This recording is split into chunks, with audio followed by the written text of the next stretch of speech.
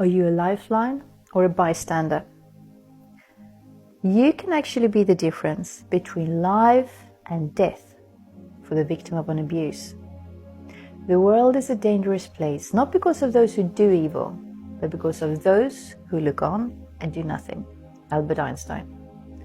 Domestic violence and psychological abuse impact more women and children worldwide than war and cancer combined. And many men and children are also suffering from abusive relationships. That means that even if you're not personally a victim of abuse, you probably know someone that is. So, what can you do to help a friend in an abusive relationship? 5 don'ts.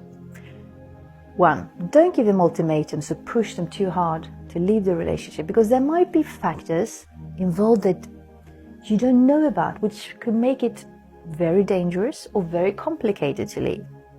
And remember that leaving an abusive relationship or any relationship is a personal decision, and your friend should be allowed to make their own choices. 2. Don't confront the abuser, because that can put your friend in great danger. So let the authorities handle the situation.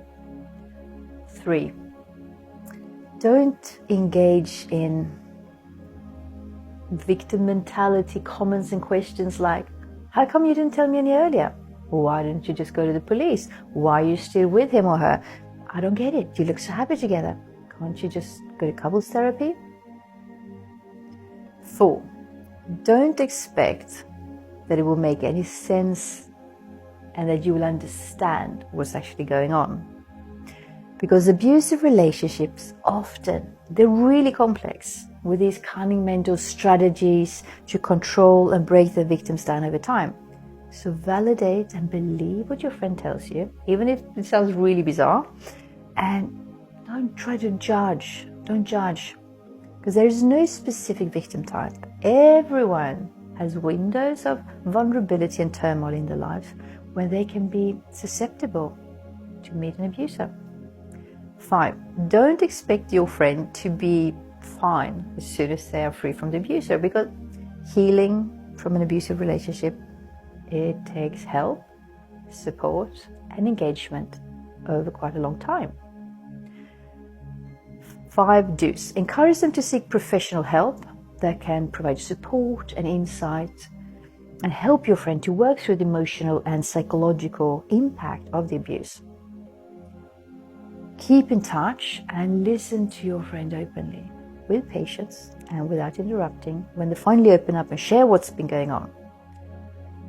Let them know that you are there for them, and encourage your friend to make a safety plan. This is important in case they need to leave the relationship quickly. Offer practical help, like going with them to the police, to a lawyer, to the court, hospital, or an abuse victim center. Maybe things like helping them with childcare, transportation, financial support, something. If there is violence involved, help them with gathering evidence in as safe way as possible and encourage them to get legal representation. Educate yourself about abuse, learn about the dynamics of abuse and how to best support someone who's experiencing it. Remember that your friend's safety is priority, and if you're concerned for their safety and well-being, call the police or a domestic violence hotline for assistance. And don't assume that your friend has someone else that can help them. If you know about abuse taking place, it is your duty to take action and stand up against it rather than simply being a passive observer. By speaking out and taking action, you can help to create a safer and more just world for everyone.